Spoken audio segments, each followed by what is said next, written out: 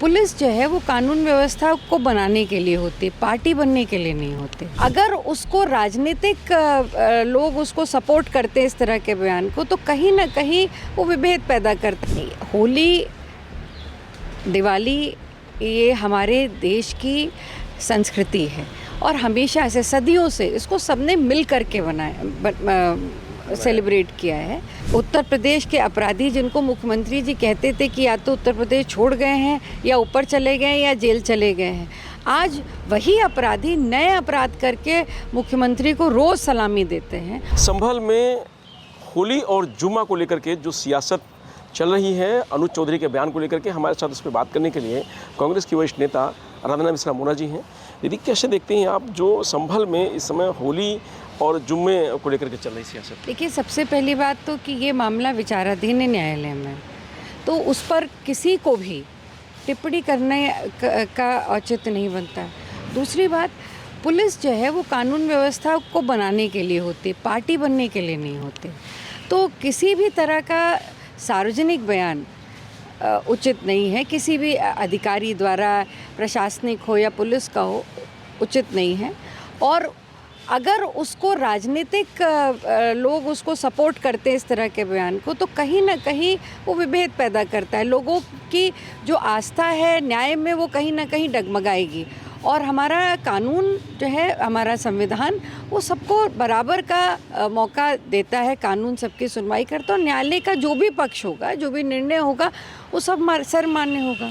लेकिन आपको नहीं लगता कि वहाँ टेंशन, ऐसा माहौल किया जा रहा है कि टेंशन हमेशा बनी रहे? आपको नहीं लगता है? नहीं, मैं यही कह रही हूँ कि किसी भी तरह के अगर कोई सार्वजनिक कोई अधिकारी बयान देता है, वो भी वो अधिकारी जो उसके जांच से जुड़ा हुआ हो या उस इंसिडेंट से जुड़ा हुआ हो, उसका इस तरह का बयान होना, वो भी एक मामला जो कि न्यायालय में विचाराधीन है, उस पर बयान होना और उसको पॉलिटिकल सपोर्ट मिलना, ये उचित नहीं है। हाँ, जैसे वो कह रहे हैं कि जुम्मे 52 होते हैं, होली एक दिन होती है, तो जिसको होली से नफरत है वो बाहर ना निकले मुस्लिम समाज के लिए।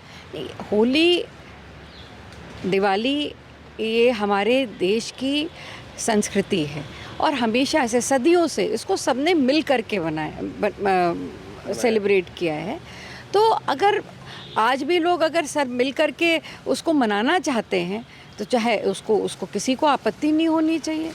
और चाहे वो ईद हो, चाहे वो जुम्मा हो, चाहे वो दिवाली हो, होली हो, शिवरात्रि हो, माँ दुर्गा के कार्यक्रम हो, ये सारे कार्यक्रम सबकी धार्मिक आस्था का सम्मान करते हुए होने चाहिए। लेकिन मुख्यमंत्री कह रहे हैं कि वो पहलवान हैं, जो अनुज चौधरी जी ने बयान दिया है, सीओ, कि वो पहलवान है, तो उनकी भाषा पहलवानी जैसी है और वो सही कह रहे हैं। देखिए, अब ये मुख्यमंत्री जी उनकी निजी उसके बारे में, व्यक्तित्व के बारे में ज़्यादा जानते होंगे, मुझे इतनी जानकारी है नहीं। कहा जा रहा है कि उनका भाई और उनकी भाभी वो ब्लॉक प्रमुख भी हैं, बीजेपी के नेता भी हैं, तो बैकग्राउंड।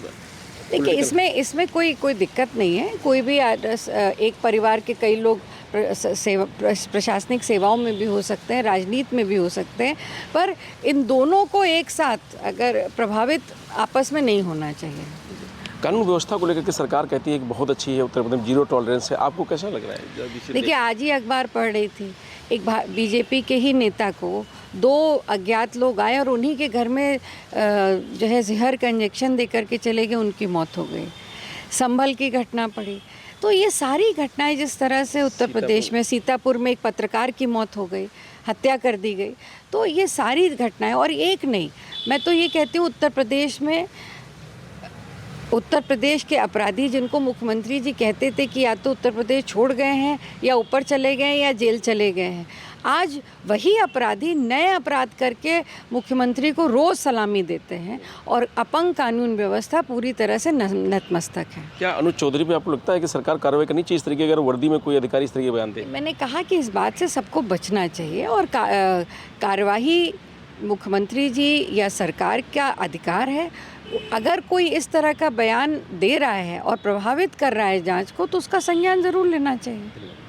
तो ये आराधना मिश्रा जी हैं, इनका साफ तौर से कहना है कि जो भी इस तरीके का अधिकारी का बयान देता है तो उसको सरकार को संज्ञान लेना चाहिए और कानून व्यवस्था, अब जो अपराधी हैं वो रोज़ मुख्यमंत्री को चुनौती दे रहे हैं। रजनीश यादव, लोकमत हिंदी, लखनऊ।